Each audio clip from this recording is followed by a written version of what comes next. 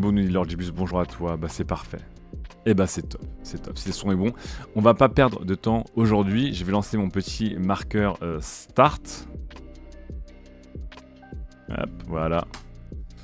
Pour démarrer le stream, puisque on est le mercredi 22 novembre déjà, le temps passe tellement vite.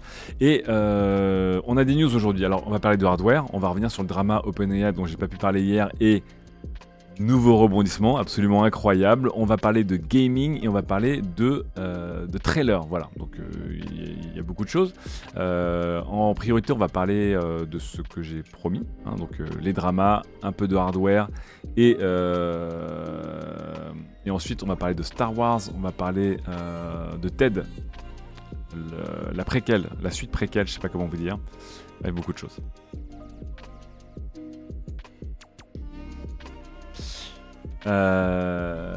Salut Karine A2, bonjour à toi, bonjour Rémi, bonjour Pierre.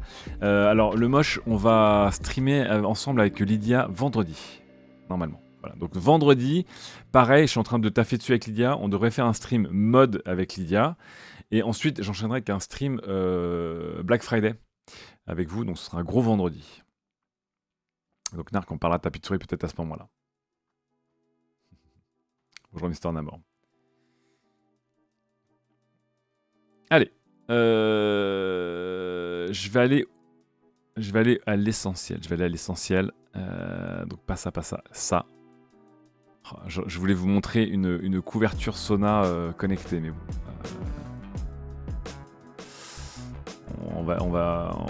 Je sais qu'il y a peu de place aujourd'hui pour le stream, donc je vais y aller dans ce mode-là.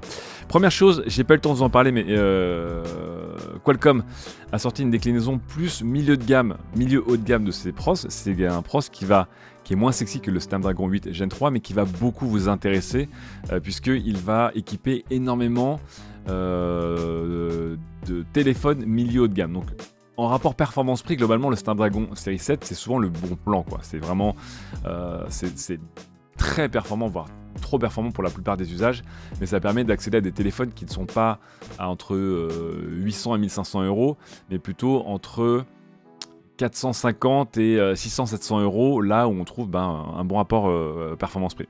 Là-dessus, on reprend encore une fois le petit focus sur l'intelligence artificielle. Bien sûr, on va gagner en termes de rapidité de corps CPU, de corps GPU. Et pour le reste, ce sera, je pense, moins spectaculaire que le Snapdragon 8 Gen 3. Je vais pas trop m'attarder dessus parce que, encore une fois, c'est dur de démarrer mes streams par des sortes de fiches PDF. Mais c'était juste garder en tête ce nom, puisque vous allez le voir évidemment beaucoup apparaître durant l'année 2023-2024. Et j'ai hâte de voir. Si j'ai bien compris, les premiers tests sur les pros haut de gamme de Qualcomm sont bons, normalement. Donc on devrait avoir une bonne cuvée de téléphones Android haut de gamme. Et peut-être en dessous. Ça devrait être pas mal. Bonjour Redpunk, bonjour Lazarefus, bonjour Sam Shotaro.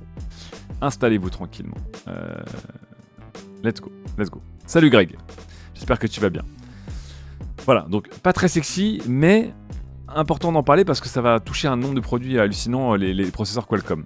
Est-ce qu'on a déjà dit bonjour Instagram, dit Redpunk?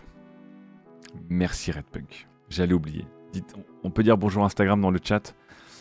Et pendant ce temps-là, je lance la deuxième news tech du jour, qui pourra en intéresser certains et certaines d'entre vous, c'est-à-dire les gens qui ont une vie intéressante. J'ai presque envie de faire un sondage. Tiens, je fais un sondage rapidement.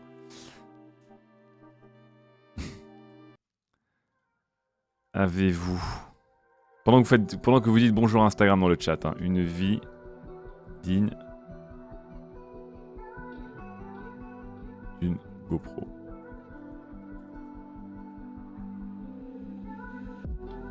Let's jump. Let's jump 5 jours sur 7.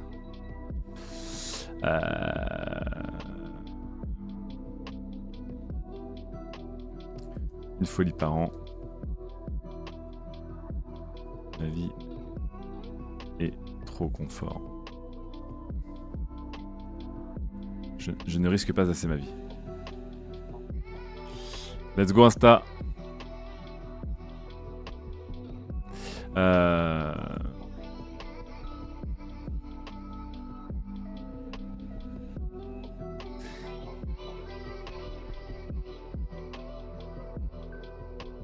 fais pas encore de live TikTok, non. Non, faut dire bonjour Instagram. Let's go.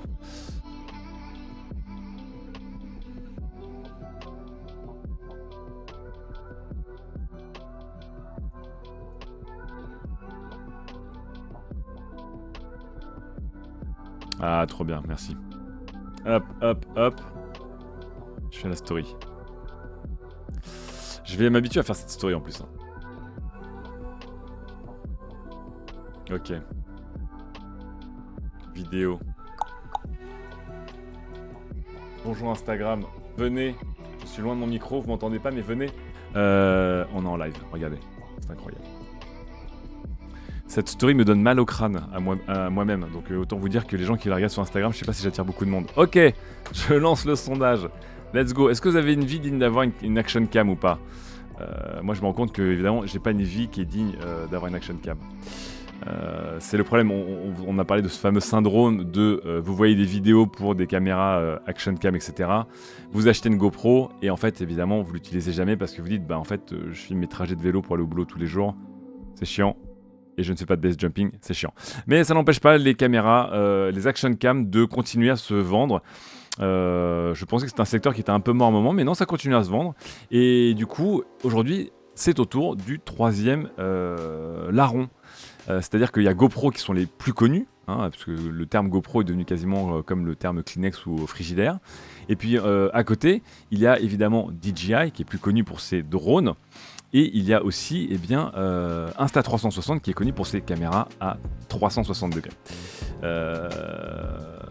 En voilà une nouvelle. L'intérêt c'est qu'ici vous avez vu, il y a un petit écran dans la version Pro, Ace Pro, il y a un petit écran inclinable qui vous permet de vous filmer, de vous viser. Ah, c'est génial, c'est incroyable. Voilà.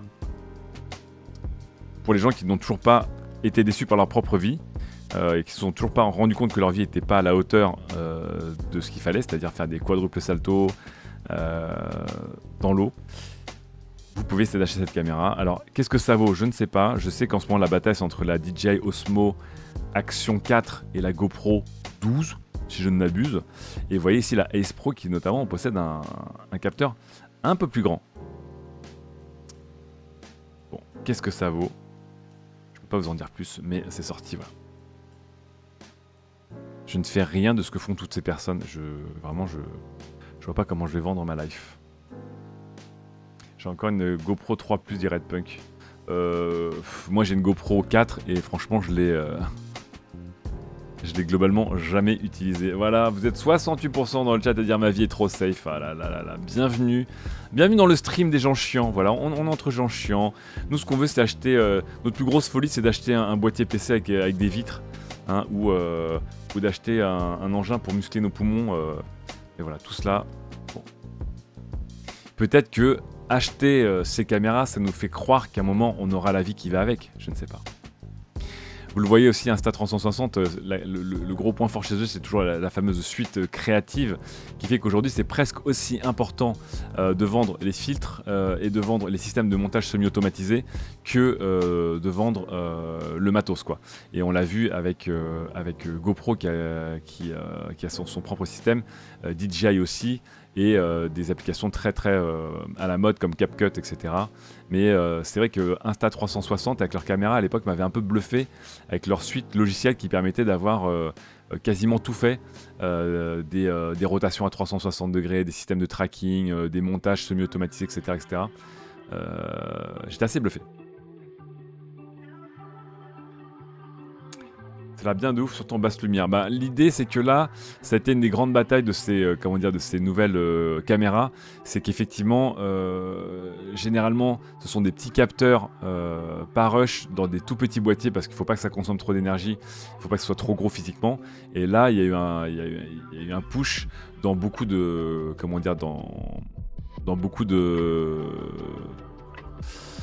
marques pour aller vers plus de qualité, effectivement, parce que il faut aussi se démarquer des téléphones portables. Mais tout le monde est en train de se diriger doucement, lentement mais doucement vers les capteurs quasiment de 1 pouce, qui à l'époque étaient plutôt des capteurs qui étaient beaucoup trop grands pour les téléphones portables, pour les action cam, etc. etc. Donc là, on s'en approche ici avec un un 1 sur 1,13 pouces pardon, sur la Ace Pro. Et vous avez notamment des drones DJI qui possèdent des caméras avec des capteurs 1 pouce.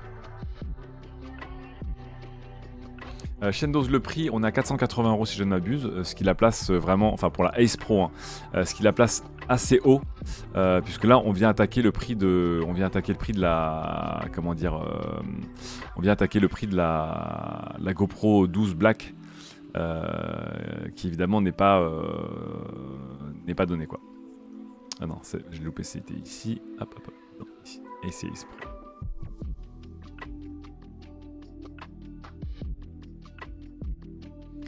Après, les gens, je ne remets pas en question l'utilité de ces produits. Hein. Je vous dis juste, je pense que le plus gros problème de ces produits, c'est que c'est le syndrome du Monopoly, c'est qu'en fait, vous les sortez une fois par an. Et voilà quoi. Et c'est ce qui a fait notamment que GoPro a cartonné pendant quelques années parce que tout le monde a voulu acheter une GoPro et qu'après il y a eu un taux de renouvellement qui était assez catastrophique qui a fait que GoPro a frôlé la faillite plusieurs fois. Je vous rappelle qu'ils ont essayé de se lancer dans les drones, ça a été un échec cuisant. Et voilà. Donc je ne remets pas en question la qualité des produits où effectivement maintenant entre la stabilisation, l'horizon maintenu, les systèmes de tracking dans l'image, etc. C'est fou. Hein, et les GoPro 12 font vraiment un super boulot et DJI fait un super boulot. Je dis juste qu'il faut souvent la vie qui va avec quoi. Après je partirais personnellement en road trip ou un truc comme ça, j'aurais clairement dans mon arsenal une caméra de type action cam, ça c'est sûr et certain.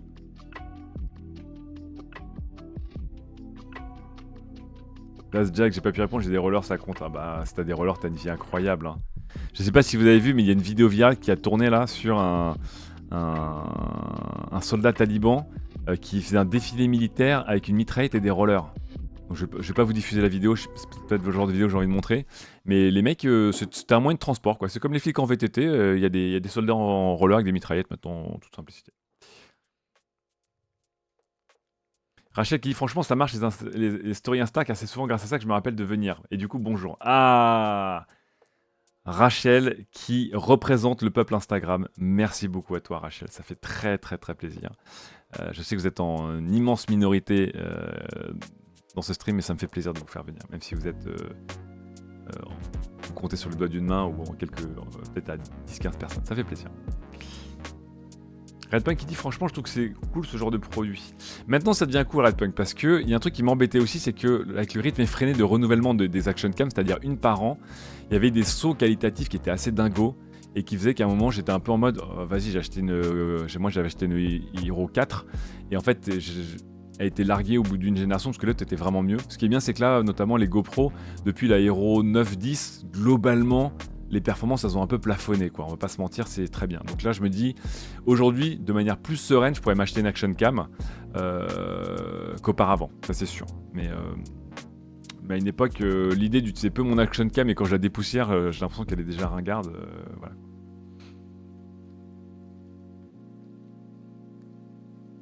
Ça donne quoi pour ces caméras pour streamer, dit Mister Namor? Ça marche plutôt bien Mister Namor, mais le problème c'est que ce sont des caméras très grand angle. Et donc, je pense que tu gâches un petit peu, leur intérêt qui est d'être de l'ultra grand angle pour capturer un peu tout autour d'elle, d'être anti-choc, d'être étanche, etc. Pour un streamer, moi j'avais essayé à l'époque, au début des numériques, j'avais ma deuxième caméra au point qui était une GoPro. C'était pas ouf, voilà. C'était pas ouf. Enfin, ça reste beaucoup mieux que des webcams. Et encore une fois, quand on voit que des webcams comme la Opal que je vous ai montré ou les dernières webcams Razer ou Elgato coûtent 300 balles, vous dites bon, 300 balles la webcam, est-ce que je mettrais pas un peu plus cher pour avoir un truc qui peut être une webcam et une action cam que je peux emmener en vacances sur ma moto, sur mon vélo, sur mes rollerblades bien sûr, de soldats talibans, tout ça. Après, vous n'êtes pas obligé d'acheter une Ace Pro à 480 balles, hein. Vous pouvez acheter des moins chers et sur D-Labs et autres, vous trouvez très souvent des GoPro de la génération juste avant à des prix un peu sacrifiés et ça devient intéressant. Salut Daft Luke. Oh là là, la fraise, incroyable. Écoutez, je veux pas vous teaser, mais je bosse peut-être sur des t-shirts. Voilà, pour un projet de type à base de dés. Bon voilà.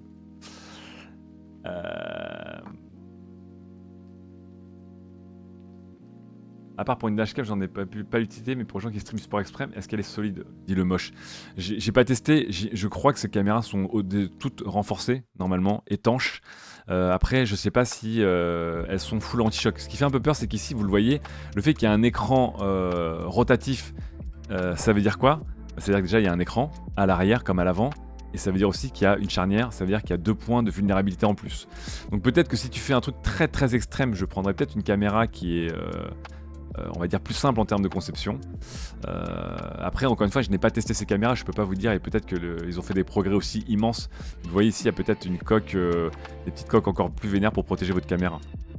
Je pense qu'elles sont désormais étanches sans coque, mais pas anti-choc.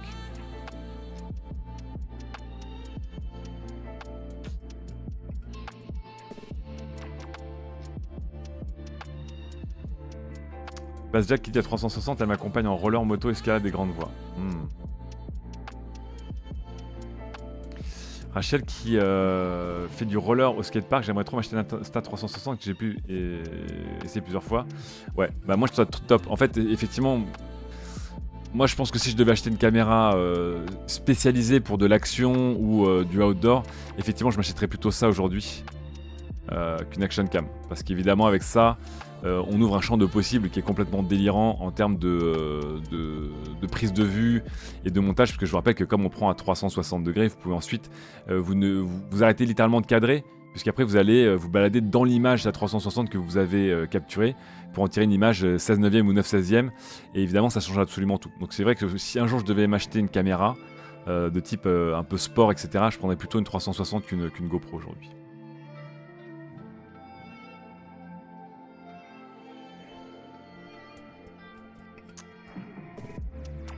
Franchement, pour des vidéos de patins sur un compte Instagram, c'est un gros budget, je ne craquerai pas, je me contente d'un téléphone qui filme bien, dit Rachel. Oui, franchement, les Insta 360 X2, Rachel, tu peux en trouver avec des deals pas trop chers, hein, si je ne m'abuse. Et puis, tu as aussi comment dire, la paix d'esprit de dire que en cas de petit pépin, c'est pas ton téléphone qui morfle. Yann Solo qui dit je me tâtais justement à changer de caméra, du coup tu ne penses pas que c'est intéressant d'acheter la Facecam Pro Elgato? Non, non, non, non. Aujourd'hui, une webcam, il faut justifier une webcam aujourd'hui parce que non seulement vos smartphones peuvent faire webcam, donc de base vous avez une webcam sur vous, et une webcam qui est beaucoup plus performante qu'une webcam, globalement, hein, si vous avez un smartphone un peu correct. Après le seul problème c'est que si vous streamez longtemps, vous faites des longues réunions, que votre téléphone se met à sonner, c'est un peu galère. Et après, il y a tellement de caméras mieux que des webcams aujourd'hui que les meilleures webcams, elles deviennent intéressantes, mais elles coûtent elles-mêmes très cher. Donc, moi, une webcam, je ne mettrais pas plus de 100 balles dans une webcam. Et encore une fois, pour 100 balles, vous avez une C930 de Logitech qui commence à vraiment faire leur âge là-dessus. Mais regardez une webcam Link que je trouve intéressante, parce que la webcam Link, vous savez, c'est une caméra d'Insta sur un gimbal, où vous avez aussi la DJI Osmo Mobile Osmo Pocket 4 qui sont intéressantes parce que du coup ça fait des webcams, mais plus que des webcams. Là c'est un peu bête parce que ce truc là en fait il ne fonctionne qu'en USB et accroché à votre écran. Est-ce que pour son prix vous voulez pas plutôt acheter une caméra qui peut se détacher de son petit cordon? Bonjour tout le monde. Salut Pseudopaouf, salut Lady Petocasque, salut Erwan Kenobi. Salut OGM de Vitry. Donc tout dépend évidemment de votre usage. Si vous faites du zoom, mettez la webcam de votre ordinateur portable et basta, on s'en fout quoi. Si vous streamez et que vous voulez une meilleure qualité pour vous filmer, je sais pas si la webcam reste un bon achat parce que c'est tellement limité une webcam, vu que c'est littéralement c'est un fil à la patte, c'est collé à votre ordinateur. Donc une bonne webcam c'est au moins 250 balles aujourd'hui et je préfère mettre un peu plus cher pour avoir une caméra de type DJI, la DJI Pocket 3 dont on a parlé, la 3 ou la 4. Voilà. Ça peut se brancher en webcam, mais ça peut aussi évidemment sortir de son cordon ombilical et vous accompagner à la main et filmer avec une stabilisation de taré et plein de systèmes quoi. Donc oui, par contre ça vaut plus cher, on est plus autour des 500 € là-dessus. Mais bon. tout dépend de votre usage. Si votre vie c'est de faire du télétravail et rien d'autre, bon bah achetez une webcam pas chère ou n'achetez même pas de webcam, je pense. Bonjour Anos. Allez, on enchaîne parce que le temps passe très très vite. Je vais vous reparler d'écran maintenant. Pourquoi? Parce qu'on a longuement parlé hier d'écran. Et qu'est-ce que tu ferais avec un setup idéal d'écran? Et je prendrais 2 écrans, et j'en prendrais 3, et je prendrais un ultra wide, et je prendrais un vertical, blablabla, etc., etc. Donc il y avait beaucoup de discussions hier là-dessus. Ça tombe bien puisque eh bien, ce matin, Raphaël Benteo, mon ex-collègue du numérique et compagnon de sport, a publié le test du fameux Samsung Odyssey OLED G9 49 pouces ici. Et ça prend 5 étoiles chez lui avec, eh bien, vous voyez, encore un écran qui est absolument délirant en, je vous rappelle, 5120 par 1440. Donc 2 écrans 27 pouces côte à côte. Vous pouvez évidemment diviser vos tâches. C'est très très très fonctionnel. Ça, bon... Des gens aimeront, des gens n'aimeront pas. Personnellement, de toute façon, ce sera contre le mur. Le plan important qu'il rappelle, c'est qu'il faut acheter évidemment la version.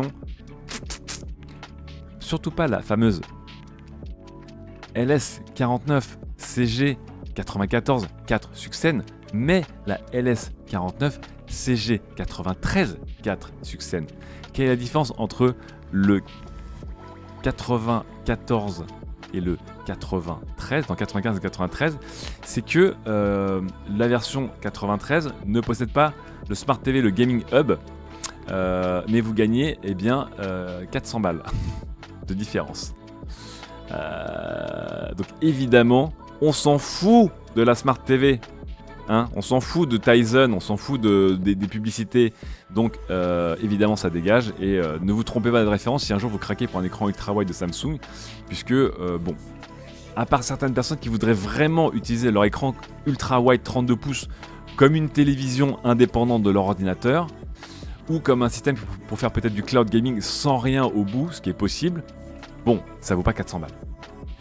Ça vaut clairement pas 400 balles, on va pas se mentir. À ce prix-là, et ben effectivement, vous achetez la version qui est 400 balles moins chère et vous lui collez au cul un petit boîtier Android télé et vous pourrez évidemment accéder à un OS, je pense, un peu plus potable que Tizen et un système de cloud gaming, etc. sans allumer votre ordinateur, le tout avec une petite clé, un truc entre 40 et 100 balles quoi, globalement. Donc voilà, ne vous trompez pas de référence et en plus les références chez Samsung étant toujours aussi, j'ai envie de dire, toujours aussi poétiques, ça peut être facile de se tromper. Je vous rappelle que là, il a 1200 €, ce qui est pas si cher que ça pour un écran quand même 49 pouces OLED. Hein, et j'ai vu qu'aux États-Unis, des gens le trouvaient à 1000 $ en promo. Donc, à voir.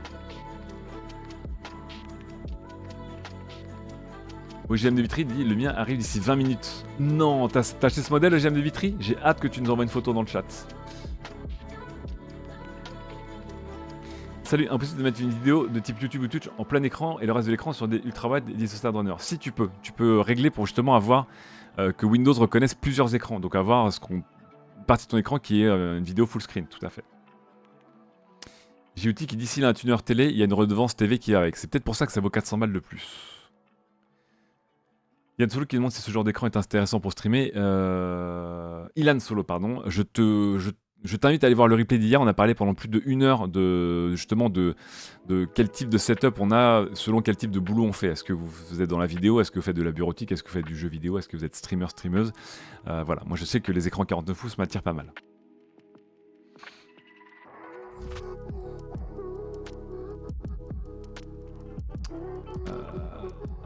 Non, j'attends ma LG B3. Ah, d'accord. OLED 55 pouces à 1000 balles. Ah, pas mal, pas mal. Godefroy de Papincourt nous dit j'ai aussi fait le pas de l'OLED pour un écran PC avec le Black Friday en 27 pouces. Ah ouais, bah c'est les fameux 27 pouces sortis en début d'année. Et c'est incroyable par rapport à une dalle TN. Ah bah oui, je sais pas si t'as acheté l'écran LG ou l'écran Asus ou un écran d'une autre marque avec la dalle LG, mais ces fameux 27 pouces de 140 Hz, c'est un régal pour le jeu vidéo. C'est évidemment...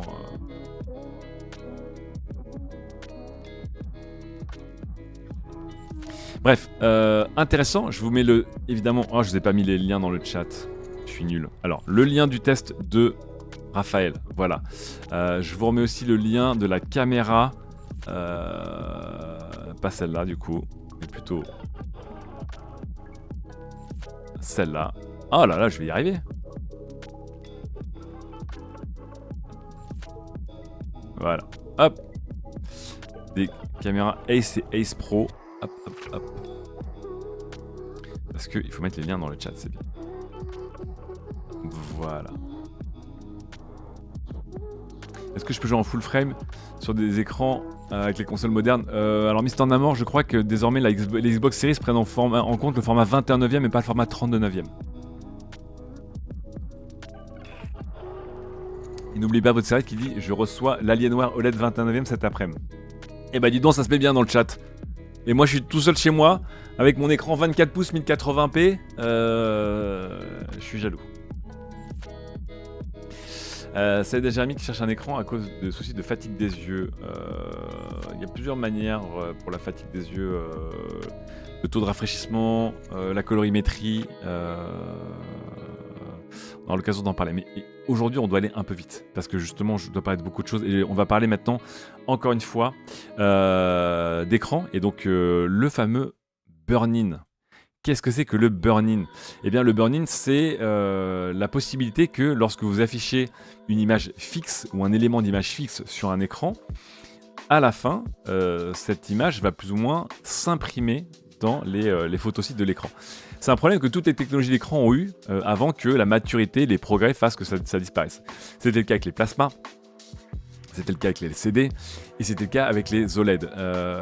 Donc il y a eu des premières expériences plutôt entre 2013 et 2017, je pense, où certains écrans, malheureusement, au bout de quelques mois ou quelques années, avaient le logo TF1 ou l'interface de League of Legends qui commençait à être un peu brûlée dans les rétines, ce qui était problématique.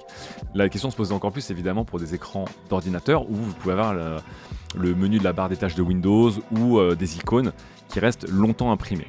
Je vous rappelle pour vous rassurer que globalement les écrans ont fait beaucoup de progrès. Mais on va aller voir aujourd'hui le site airthings.com. Airthings.com, c'est comme TFT Central dont je vous ai parlé lundi. C'est un site de référence en termes de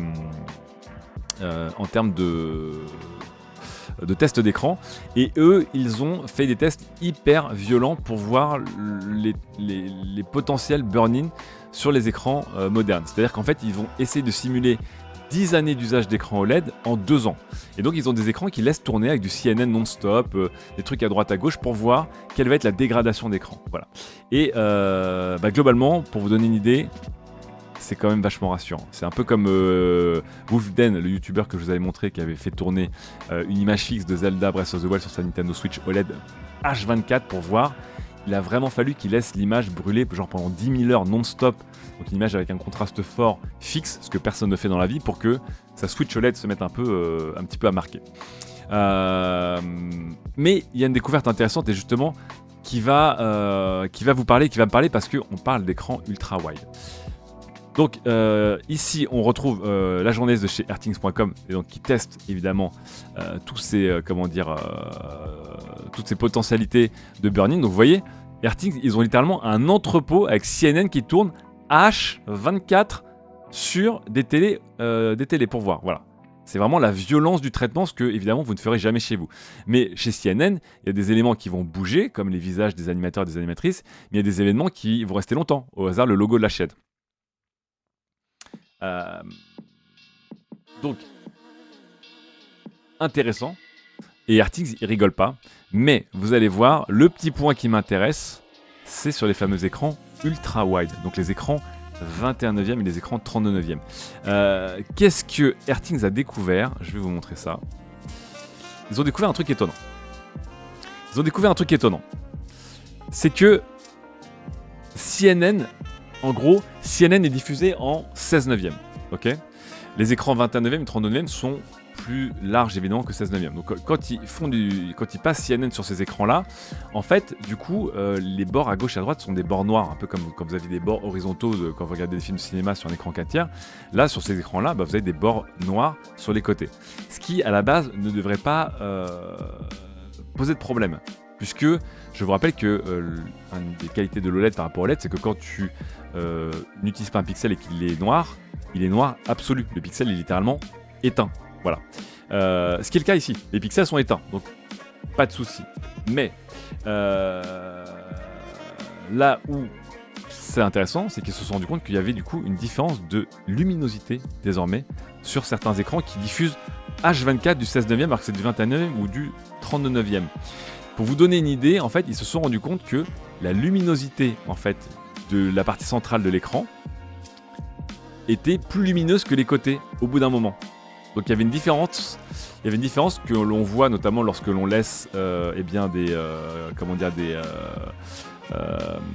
des écrans sur un fond blanc, tout blanc. Voilà, je vous mets le lien de la vidéo de Airthings. Qui évidemment, je vous le rappelle, ne risque pas d'arriver chez vous puisque vous n'allez pas laisser tourner H24 CNN pour voir. Mais voilà un peu la différence de luminosité qu'ils ont eu au bout de je sais plus combien de dizaines ou de centaines d'heures à laisser tourner le truc en 16/9. Voilà. Et ça, c'est un truc qui toucherait plutôt les dalles QD OLED. Alors bisous, je sais plus qui dans le chat vient d'acheter son Alienware 34 pouces ou un Samsung Odyssey G8, mais du coup, vous pouvez voir une légère différence dans les noirs alors qu'ils n'en avaient pas auparavant. Et ils se sont rendus compte que notamment, en fait, ce qui se passe, c'est que lorsque vous regardez du 16/9, si j'ai bien compris la vidéo, si vous regardez du 16/9 à gogo sur un 21/9, bizarrement, l'écran va se mettre à booster la luminosité dans la zone 16/9. Voilà. Donc, quand ils ont étiré, pour vous donner une idée, quand Airthings a étiré l'image de CNN sur tout l'écran, pour que ce soit déformé mais que ça prenne tout l'écran, ils avaient, je sais plus, une valeur de... À moins, ils étaient sur une valeur de 164 candela mètre carré, quoi. Et lorsqu'ils remettaient CNN en 16/9, l'image centrale était genre à 184. Elle était plus haute que prévu. Donc ça, ils n'ont pas encore trouvé pourquoi. On ne sait pas si c'est... comment dire ? On ne sait pas si ça vient du hardware, si ça vient du firmware ou de la manière dont Samsung gère ses dalles QD OLED. Mais voilà. Donc, je vous rappelle, il n'y a pas de quoi s'inquiéter. Puisque, enfin, j'imagine, je ne sais plus qui dans le chat va recevoir son écran Alienware dans quelques instants. Je pense aussi à Weldale, à d'autres personnes qui sont déjà en ultra-wide. Il faut des conditions extrêmes. Voilà, il faut laisser tourner Zelda, une image fixe de Zelda pendant 2 ans. Il faut laisser tourner H24 pendant 8 mois CNN pour commencer à avoir des différences. Donc ne vous inquiétez pas. Globalement, la conclusion de Airthings, c'est que c'est plutôt positif. C'est que les écrans modernes, les écrans OLED modernes tiennent bien la charge et que si vous faites du gaming, du bureautique, de la télé, il n'y a pas de souci. Est-ce que c'est logique ? Bah, je sais pas si c'est logique en fait qu'on se mette à booster la partie centrale si les parties latérales sont éteintes. Autant laisser la partie centrale normale. Mais bon, l'idée c'est que vous allez peut-être subir dans ces cas extrêmes une différence de luminosité sur les 3 zones de votre écran à terme. Voilà. Donc ne vous inquiétez pas, si vous avez un écran OLED un peu récent, c'est-à-dire à partir de 2018-2019, normalement, si vous en prenez bien soin, je vous rappelle qu'aujourd'hui, d'un point de vue software et d'un point de vue hardware, il y a plein de systèmes qui vous permettent de protéger votre écran contre des galères. Donc ça devrait aller. Mais allez voir la vidéo de Airthings que je vous ai linkée. Elle est hyper intéressante et je vais aussi vous linker l'article de Airthings qui est vachement bien. Donc je vous rappelle, ils essaient de simuler 10 ans de consommation de télé en 2 ans. Et là, ils en sont, vous voyez, certains à l'équivalent de 4 ans et 2 mois en 10 mois. Voilà, ils essayent. Et vous avez plusieurs modèles. C'est vachement bien. C'est à partir de quelle génération d'écran moi, pour vous donner une idée, j'ai une LG C9. Et les LG C9 sont globalement réputés pour avoir une bonne solidité là-dessus. Donc moi j'ai ma LG C9 depuis 2019. Je l'ai depuis... je sais plus quand est-ce qu'elle est sortie quoi globalement. Je l'ai acheté en 2018 je crois. Peut-être en 2018. Fin 2018 avec un combo offre Black Friday qui était à cheval pendant 4 heures avec un combo ODR de fin d'année de LG. Donc je l'ai eu à pas cher. Et je l'ai donc depuis maintenant bientôt 5 ans là. Elle est nickel, franchement elle est nickel. Après, combien de temps j'utilise par semaine je sais pas, c'est variable. Des fois j'allume pas la journée ou de la soirée. Et puis des fois c'est le week-end ou un marathon jeu vidéo où c'était le Covid et elle tourne pendant 5, 6, 7 heures, 8 heures par jour. Avec un mélange de jeux vidéo, de vidéos, de Netflix, de YouTube, vous connaissez le truc quoi. Et globalement, il y a l'économiseur d'écran et j'ai activé toutes les fonctionnalités de sauvegarde de ma dalle OLED et ça marche très bien. Sopanin qui dit déçu de ma Panasonic de 2018, d'avoir le logo de France de gravé, c'est pas ouf. Ah, j'avoue. J'avoue. Bonjour Dark Pantman, bonjour tout le monde. Donc, c'est vrai que c'est compliqué. C'était l'année dernière, j'ai acheté une Samsung, pas une The Frame, une Samsung qui ressemble à un cadre à ma mère. C'est pas une OLED, bon, bref. Bonjour la French. L'idée, c'est que globalement, si vous avez un écran de téléphone, un écran de tablette, un écran de télé OLED récent, assez récent, et je parle pas d'il y a 2 mois, hein, mais il y a quelques années, ça devrait aller. Ça devrait aller. Bonjour Sir Newt. Ça dépend aussi, encore une fois, de votre pratique, bien sûr. Ça dépend de votre pratique. Et si vous faites de la bureautique toute la journée, ce sera pas la même chose que si vous regardez des films toute la journée. Je pense que le truc le plus simple pour une télé, c'est évidemment de regarder des films parce que les modes cinéma ont une luminosité qui est pas trop élevée et les films, bah, toute l'image est en mouvement. Et le pire du pire, c'est de laisser sur un écran Windows H24 avec la barre des tâches Windows ou une chaîne de télé qui ne bouge pas, c'est sûr. Qu'est-ce que je pense de la marque Hisense? J'ai jamais pu en tester, Nasty. Merci beaucoup ce qui a été dit pour ton petit sub Prime. Merci à toi. Bienvenue dans le club. Ah oui, The Serif, je crois que j'ai acheté Bot Drawer. J'ai acheté une Samsung The Serif en promo pour ma mère là, il y a quelques mois. Allez, on enchaîne.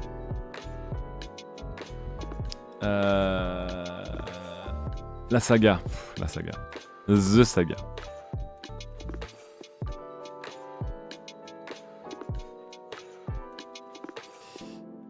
Et juste avant la saga, où est-ce que j'étais? Argent. Et il était où mon truc qui s'appelle Argent?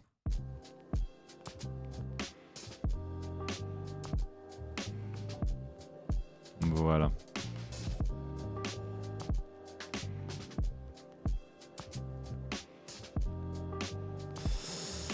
Ok.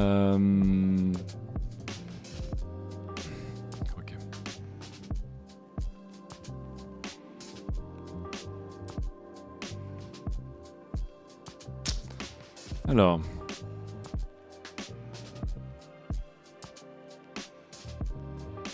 Avant de faire OpenAI, un autre drame qui a eu lieu dans le monde joyeux de la crypto et qui a touché rien de moins que le plus gros exchange de crypto au monde, Binance, je vous rappelle, qui a été créé par Changpeng Zhao, que les gens connaissent sous le nom de CZ dans le monde de la crypto. Je vous rappelle, c'est un gars, en 2017, pendant le bull run de 2017, il a lancé un exchange, il a levé 15 millions de dollars pour lancer un exchange chinois qui s'appelle Binance, et 5 ans plus tard, cet exchange pesait 92 milliards de dollars, pour vous donner une idée.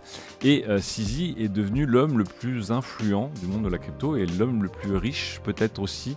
Je crois que c'est l'homme de Chine le plus riche en termes de crypto, puisque sa fortune était estimée à l'équivalent de 22 milliards de dollars.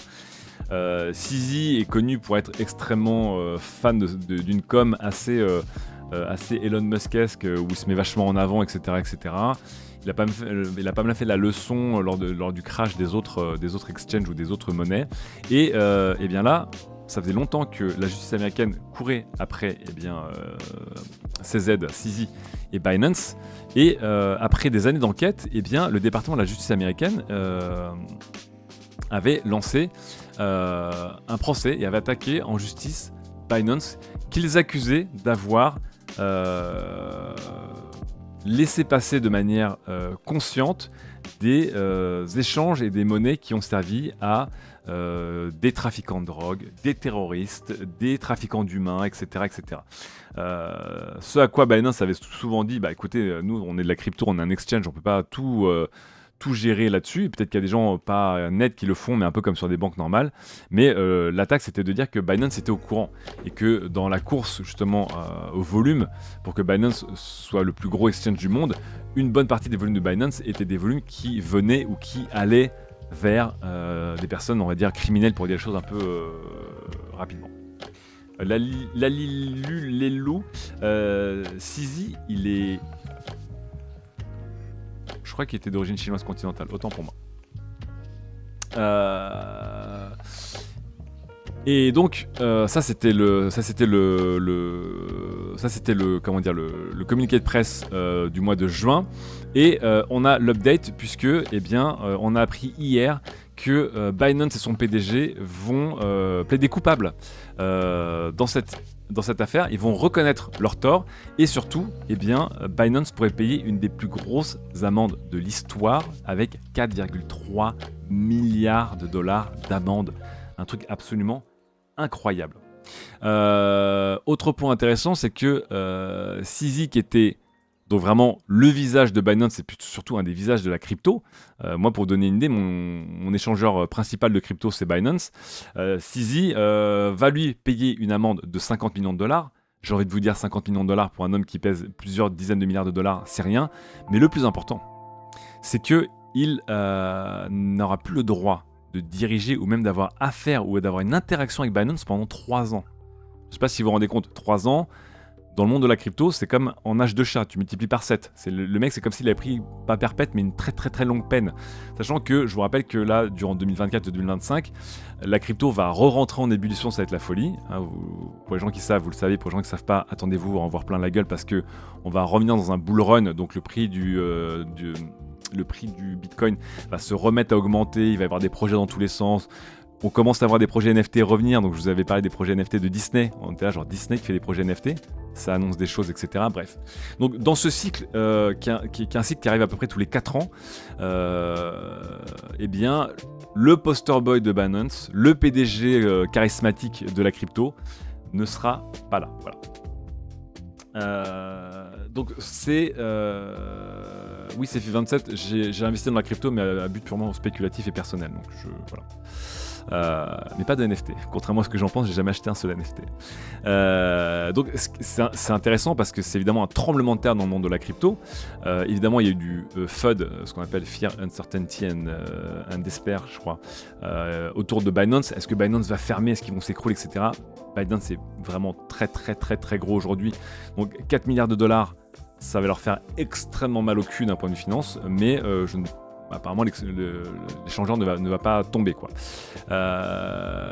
Mais ce qui est intéressant, c'est que CZ, lui, il se fait dégager. Je me rappelle que CZ était le premier à avoir fait la morale à tout le monde. Il a fait la morale aux gens derrière Lunaterra lorsque ce projet était parti en fumée et que son créateur coréen était en fuite et cherché par Interpol. Il avait fait évidemment la leçon à FTX, bien sûr, et à ce petit Sam lorsque FTX s'était effondré. Et maintenant, le voilà lui-même pris la main dans le sac. L'idée, c'est que, on va dire que dans ce monde magnifique et la finance, et encore une fois, je ne fais pas de whataboutisme, mais on va pas se mentir, ce qui arrive ici, c'est globalement la même chose qui arrive aussi dans beaucoup de banques, voilà, sauf que les échanges crypto ne sont pas vraiment régulés jusqu'alors, ce qui est à la fois un avantage quand ça va bien et un désavantage quand ça va mal, hein, parce que là, il n'y a pas le gouvernement qui va venir te bail out comme en 2008 quand tu es une banque classique. Mais ce qui est intéressant et qui peut être rassurant pour les gens qui ont mis de l'argent dedans, c'est que globalement, ça ne remet pas en question le projet Binance. C'est pas comme si on s'était retrouvé à se rendre compte que c'était FTX et que tout tournait sur un schéma de Ponzi, quoi. C'est qu'une partie des échanges qui sont passés par Binance avaient des origines ou des finalités non légales et que Binance était au courant et que Binance a laissé faire. Donc c'était ça. Et quand j'ai lu tout ça, je me suis dit, ok, pas bien, surtout 4 milliards de dollars, mais ok, 100% ce que 80% des grandes banques font dans le monde. Mais bon.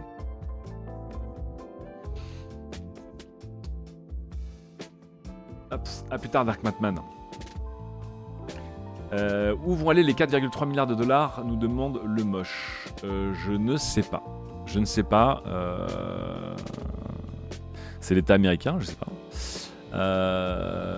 Binance est d'accord pour payer 4 milliards de dollars pour terminer l'enquête du département de la justice dans ces violations reliées au Bank Secrecy Act, le BSA. Je ne sais pas du tout où vont aller cet argent.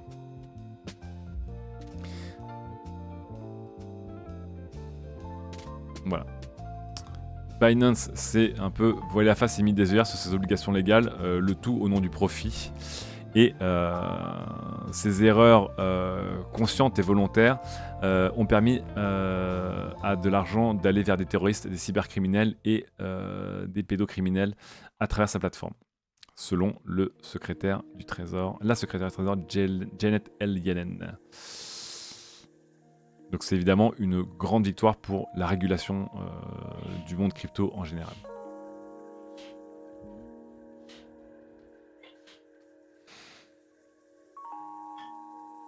Je sais pas où ça va aller ces 4 milliards de dollars.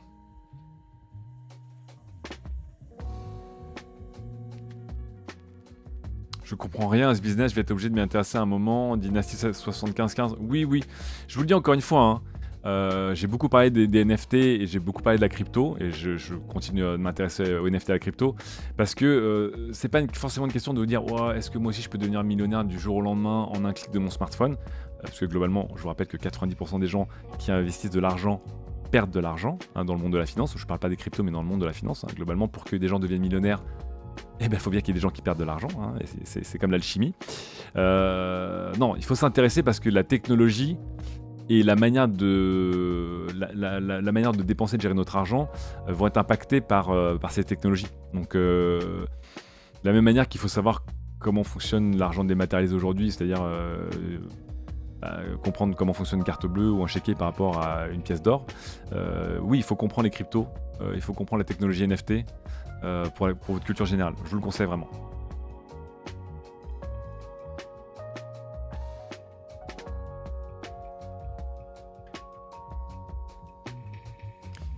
Captain Awesome, si en fait ils ont enfumé des gens au sens où ils n'ont pas enfumé des clients directement, mais ils ont enfumé le gouvernement et les régulateurs américains en manquant de transparence, et ils savaient très bien qu'ils allaient manquer de transparence.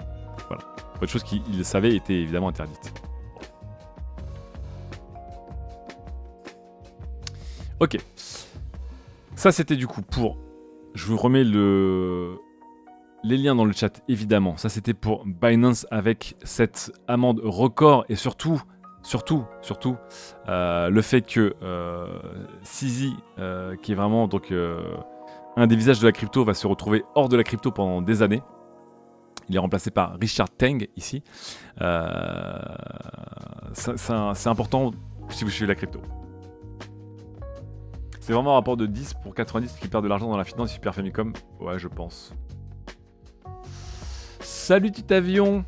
Bonjour la poignée. Arrête Titavion avec cette poignée. Tu m'énerves. Putain, j'ai pas le temps mec.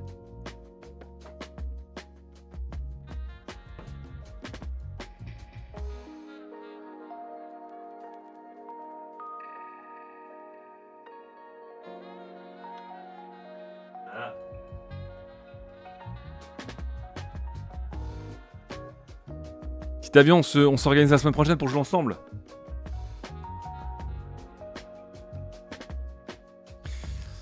Ok, allez, on enchaîne et on termine avec le grand drama. Évidemment, le grand drama. 2 petites secondes. Je réouvre, je me log sur un article parce qu'il me redemande de me loguer. Voilà. 2 petites secondes. Donc le grand drama OpenAI, où est-ce qu'on en est? Je me suis réveillé ce matin, je dis oh je suis fatigué. Ah les gars, oh non je suis fatigué encore. Oui encore. Quelle folie. Quelle folie. Puisque je vous le rappelle, OpenAI depuis vendredi dernier, c'est le shit show. H24. Donc je vous rappelle que le board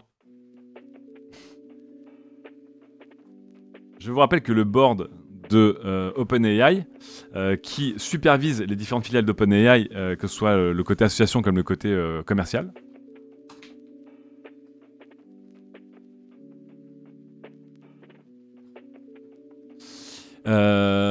A viré Sam Altman, le cofondateur d'OpenAI et le PDG de OpenAI, et pareil un peu comme CZ pour la crypto, Sam Altman était un peu le visage de l'IA Silicon Valley-esque. Dans la foulée de Sam Altman, Craig Brockman, le cofondateur et président. Ah, merci. Un petit café. A quitté par solidarité la boîte. Dans la foulée, je vous rappelle que même une partie du board s'est retournée contre le board lui-même. Hein. Des bisous à toi, Ilya Sutskever. Et dans la foulée, eh bien, 505 employés d'OpenAI sur 700 ont signé une tribune qui annonçait qu'ils partiraient tous d'OpenAI, enfin qu'ils partiraient si le board ne se retirait pas et ne démissionnait pas suite à ce qu'ils considèrent, que beaucoup de gens considèrent comme un coup d'État. Derrière, évidemment, il y avait Microsoft qui était un des plus gros investisseurs, voire le plus gros investisseur d'OpenAI, qui n'était pas content du tout, comme dirait Satya Nadella, genre on n'aime pas trop les surprises de ce type-là, qui ont invité Sam Altman, Craig Brockman, mais aussi tous les employés d'OpenAI à venir rejoindre Microsoft pour monter une division intelligence artificielle dans des conditions équivalentes à OpenAI. Et là, on s'était dit, lundi matin, on s'était dit genre, oh là là là là là là là là, c'est un bordel de ouf. Et OpenAI, je m'étais dit, est-ce que c'est le Netflix, est-ce que c'est le Netscape de 2023, c'est-à-dire le leader d'un marché qui va se faire ortolaner le cul par Microsoft. On en était resté là. Et puis, soudain, le doute. Voilà. Satya Nadella, qui avait annoncé que Sam Altman allait rejoindre Microsoft, était en interview avec MSNBC lundi soir, et il n'était pas capable de dire si en fait Sam Altman allait rejoindre MSNBC. Sam Altman lui-même avait annoncé qu'il allait rejoindre Microsoft, mais il n'apparaissait toujours pas dans la hiérarchie des dirigeants de Microsoft. On a su évidemment qu'il y a eu des tractations entre Sam Altman et OpenAI le week-end après son limogeage, qui n'ont pas réussi. C'est pour ça qu'il allait vers Microsoft. On a appris aussi que OpenAI a essayé de fusionner avec un rival, pour essayer de se maintenir là-dessus, qui s'appelle Anthropic. Donc pour les gens qui ne connaissent pas Anthropic, c'est une grosse boîte aussi d'intelligence artificielle qui pèse quelques milliards de dollars aussi. Et donc on était en mode ok. Donc là, OpenAI, c'est la débâcle. Ils vont tout perdre. Sam Altman ne reviendra pas. Et en fait, OpenAI, globalement, d'une certaine manière, va migrer chez Microsoft, qui, n'ayant jamais pu prendre le contrôle d'OpenAI, je vous rappelle que Microsoft n'avait pas de siège au conseil d'administration d'OpenAI parce que c'était une association. Donc les actionnaires, aussi gros soient-ils, n'avaient pas de voix décisionnaire. Voilà. Et c'était un peu dingue d'ailleurs. C'est pour ça que les gens disaient mais comment Microsoft n'était pas au courant ? Parce que Microsoft n'était pas du coup au courant parce qu'ils n'étaient pas au board. Donc maintenant que le board s'est retourné à 33, enfin un des 4 membres du board s'est retourné contre les 3 autres, et que Microsoft s'apprêtait à aspirer tout OpenAI en interne et à être le grand gagnant de cette histoire, qu'est-ce qu'on a eu ce matin au réveil pendant que je changeais les couches de ma fille? Incroyable, OpenAI a trouvé un accord pour le retour de Sam Altman, qui va revenir en tant que PDG, avec un nouveau conseil de surveillance initial qui sera de Brett Taylor, Larry Summers et Adam D'Angelo. Pour vous donner une idée, Adam D'Angelo faisait partie de l'ancien board qui a viré Sam Altman et qui est là pour représenter le nouveau board. Voilà. Incroyable aussi, c'est que, je vais vous agrandir un peu le tweet, avec évidemment le shit... non, c'est un shitposting. L'idée, c'est que derrière, le board va grandir à 9 personnes. Mauska dans le chat qui nous dit mais du coup, qu'est-ce qui a motivé le limogeage de départ? C'est le grand problème. C'est le grand problème du board, c'est qu'ils n'ont jamais réussi à expliquer clairement pourquoi, avec des preuves écrites, ils avaient viré Sam Altman. Encore une fois, c'est un boulot d'amateur, on dirait un problème d'association locale de l'amicale du vin rouge sans sulfite de Paris 10e arrondissement, quoi. Non, sauf que là, on parle d'une boîte qui vaut 80 milliards de dollars. Donc on est là genre, ok. Encore un retournement de situation complètement dingo.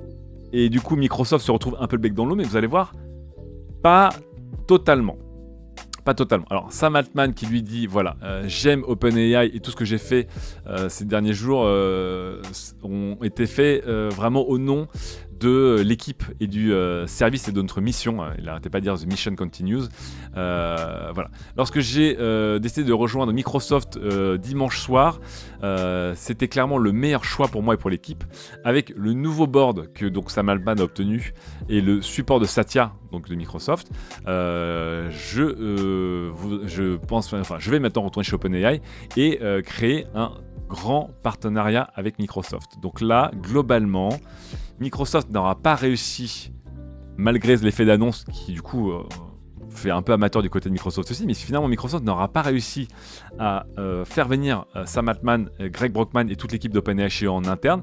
Mais vous le voyez dans cette phrase-là, c'est que Microsoft maintenant, ils ont un pied dans la porte. Ils ont un pied dans la porte. Satya Nadella sur Twitter qui dit voilà, nous avons été encouragés par les changements dans le conseil d'administration d'OpenAI. Nous pensons que c'est un premier pas essentiel vers un avenir plus stable, plus transparent et avec une meilleure direction. Sam Altman, Craig Brockman et moi-même avons parlé et nous sommes mis d'accord sur le fait qu'ils aient un rôle évidemment clé dans la direction d'OpenAI et évidemment dans le fait qu'OpenAI continue à bien se porter et à porter sa mission en tout cas. Nous sommes très impatients évidemment de renforcer notre partenariat avec OpenAI et pouvoir livrer pour nos clients et nos partenaires évidemment l'avenir de l'IA. Ce qui est très intéressant, et donc là, on voit le message aussi le message triomphant de Greg Brockman, donc je vous rappelle, qui était président du conseil, qui s'est fait tromper par le conseil d'administration et qui s'est cassé en solidarité avec Sam Altman, qui dit We are so back. L'idée, c'est que ça m'a beaucoup fait rigoler. C'est quelqu'un qui a généré une image d'IA avec un Game of Thrones qui m'a beaucoup fait rigoler. L'idée, c'est que, surtout, Microsoft a un pied dans la porte. C'est Fi27 qui dit « Et si Touzrama était là pour faire le buzz ?» Je sais pas.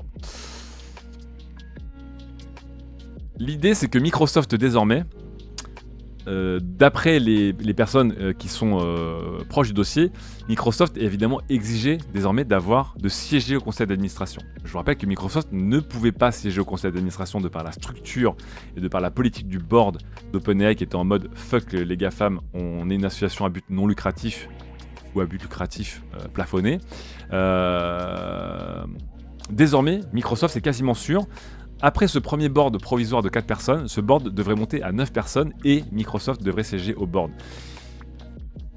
Qu'est-ce que vous faites quand vous siégez au board de direction, au conseil d'administration d'une entreprise dont vous êtes également le plus gros actionnaire? Bon, donc voilà. Donc en gros, Microsoft n'a pas récupéré en interne OpenAI comme on aurait pu le penser lundi parce que les rebondissements sont complètement pétés dans cette histoire. Mais Microsoft, moins directement, mais de manière factuelle, va se retrouver le vrai boss d'OpenAI en fait avec Sam Altman et Greg Brockman. Donc ça reste quand même une victoire pour Microsoft là-dessus. Et finalement il y a des théories du complot qui tournent en mode mais c'est pas possible. Enfin, le move du board il était tellement bête et tellement mal géré et mal pensé qu'à la fin on se demande si c'est pas Microsoft qui a manigancé tout ça. Parce que évidemment il se retrouve dans une position de force qu'il n'avait pas au début. Beaucoup plus fort qu'au début. Pas aussi fort que s'ils avaient récupéré Sam Altman et Craig Brockman et toute l'équipe d'OpenAI en interne, mais il faut aussi se souvenir que beaucoup de gens préfèrent bosser avec OpenAI qu'avec Microsoft. Ils veulent pas forcément avoir affaire à Microsoft en direct.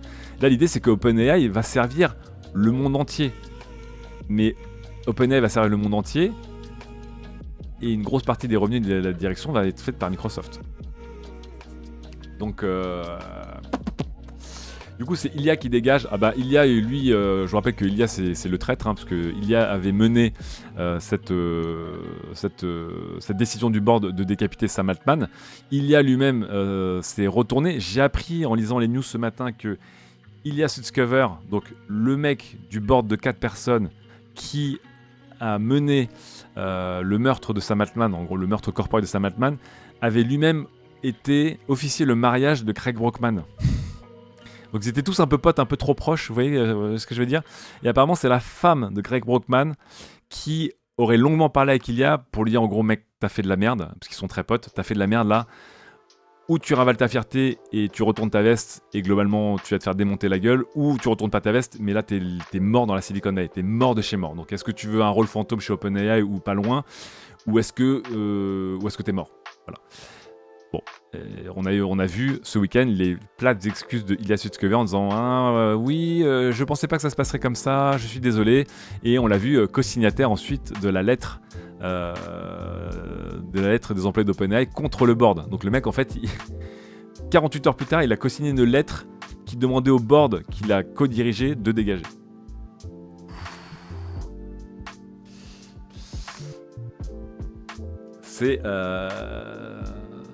C'est un beau bordel, et on termine enfin sur le côté un peu gaguesque de l'histoire. Mais que devient Emmett Shear à la fin? Emmett Shear, un des cofondateurs de Twitch, PDG de Twitch pendant 10 ans, débarqué de Twitch début 2022, et qui s'est retrouvé nommé CEO intérimaire d'OpenAI ce week-end, un job qui aura duré à peu près 24 heures. Alors, dans un grand moment de bullshit talks corporate entre eux, parce qu'on est tous là pour se toucher le cul à la fin. Voilà, je suis extrêmement satisfait du résultat de toute cette histoire. Après 72 heures de travail vraiment très intense. En arrivant chez OpenAI, j'étais pas sûr de ce que serait la bonne voie à suivre. Voilà. La voie que nous avons actuellement, c'est celle qui maximise la sécurité et évidemment la satisfaction de tous les actionnaires, bien sûr.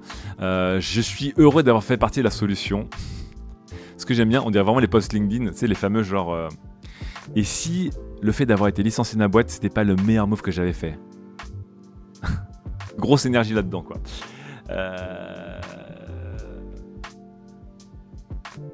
Incroyable. Après, pour les gens qui étaient proches de l'histoire, on sait que Emmett Shear n'était pas non plus bête, et que lorsque Emmett Shear justement est arrivé et qu'il a accepté le job chez OpenAI, je pense que déjà c'était le risque d'une vie. Encore une fois, si OpenAI s'effondrait, c'était pas forcément à cause d'Emmett Shear. Si OpenAI réussissait, c'était le coup du siècle pour lui. Donc encore une fois, lui il y va. Il n'a pas grand chose à perdre, il avait tout à gagner. J'adore cette idée que Emmett Shear se dit interim ex-CEO of OpenAI. Mais ce qui a été dit en interne, c'est qu'il a été plutôt malin, puisque dès le début, il est arrivé et il a demandé au board de lui fournir, dans les plus brefs délais, des preuves écrites de leurs accusations. Lui, il voulait des preuves pour comprendre pourquoi ils avaient viré Sam Altman, parce qu'il disait « Je ne peux pas gérer une boîte où il y a une défiance des employés parce qu'on ne sait pas exactement ce que vous avez fait. » Donc il avait pas lâché le morceau. Et je pense je ne sais pas s'il serait resté chez OpenAI si le board ne lui avait pas fourni ça, parce que de toute façon il se serait retrouvé à la tête d'une coquille.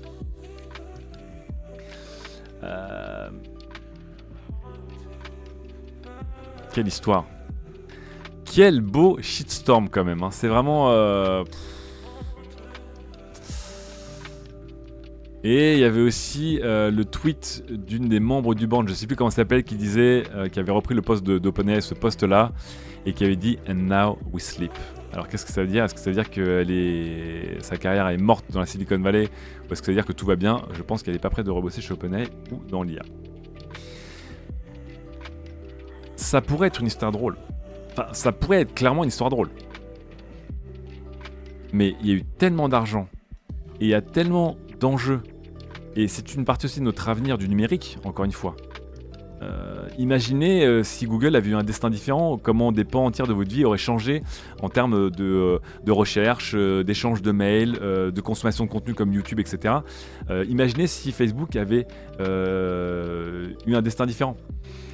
Là, OpenAI, on est un peu à ces niveaux-là quand même, les gens. C'est quand même un truc gigantesque, mais qui n'était pas encore arrivé au très très grand public, même si, encore une fois, 100 millions de personnes utilisent déjà OpenAI, c'est complètement délirant. J'ai évidemment hâte que Walter Isaacson, le biographe de Steve Jobs et d'Elon Musk, nous fasse une story là-dessus. Et évidemment, il va y avoir une série télé là-dessus.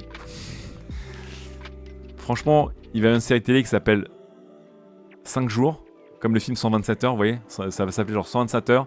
Et qu'est-ce qui s'est passé entre vendredi midi 2 et c'était à 7h du matin et lundi 22h? Je pense que tu peux en faire une série télé. Même pas un film, une série télé de 10 épisodes, let's go. Hein. Là-dessus.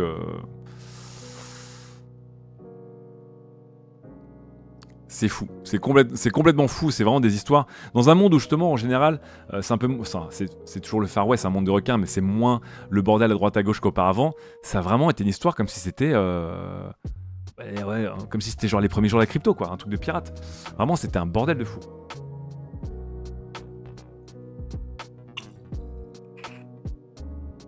Taramarex qui dit qu'il y a encore beaucoup de zones d'ombre. Oui. Ouais, c'est Agrivu qui mise sur 6 épisodes, 1 par jour. Ouais, possible. Je pense qu'il faut un épisode qui raconte un peu la construction d'OpenAI en 2015, la dispute avec Elon Musk, parce que ça fait toujours les choux gras, et le fait qu'Elon Musk soit cassé parce qu'il n'a pas pu prendre le truc, et après le fast-forward jusqu'à genre la semaine où il y a eu le Microsoft Ignite, Google Gemini et le OpenAI Dev Day, et après, boum, on lance le vous savez, fondu au noir, coup de fil. Allô Sam, oui, c'est le board. Et là, boum, la série commence. Écrite par Aaron Sorkin, complètement Smurf 9. Ah, c'était Aaron Sorkin que je cherchais comme nom, j'arrive plus à trouver son nom pour West Wing. Aaron Sorkin, évidemment, spécialiste des séries un peu politiques.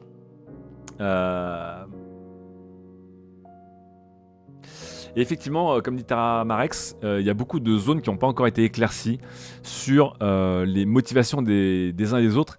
Et qu'est-ce qui a poussé le board de cette entreprise à se saborder puisque vraiment toutes les personnes qui ont suivi l'affaire de près ou de loin, c'est-à-dire des gens qui s'y connaissent ou des gens comme moi qui sont dans ma chambre, tout le monde était d'accord pour dire c'est juste, il n'y a même pas de nuance, c'était le move le plus amateur de l'histoire. C'est vraiment le move le plus amateur de l'histoire, avec des conséquences gravissimes. Qu'est-ce qu'il est passé dans la tête de ces 4 personnes? Est-ce qu'il y avait un truc, en fait il y avait une guerre beaucoup plus violente qu'on ne connaît pas, qui durait depuis des mois et des mois? Ça peut pas être juste une différence de vision de stratégie, c'est une différence de vision de stratégie dans les startups, on appelle ça un lundi matin. Donc je sais pas à quel moment le board a pensé qu'ils allaient réussir leur truc.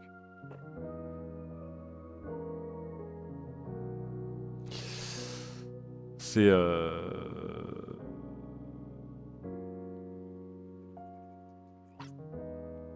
c'est fou. Je trouve ça un peu surréaliste.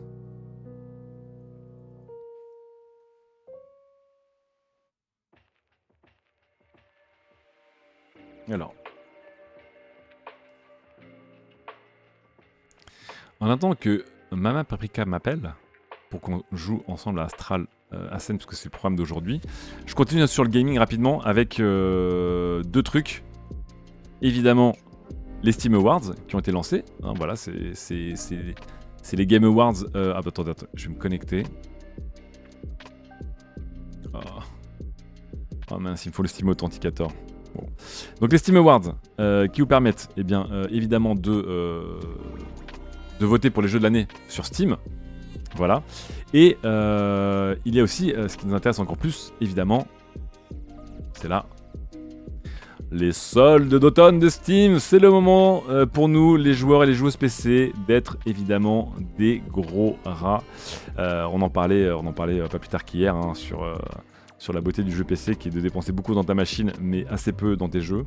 Du moins 10, moins 20, moins 30, moins 40, moins 95% évidemment. La fiesta. Alors attendez, mes Steam Awards. Ah voilà.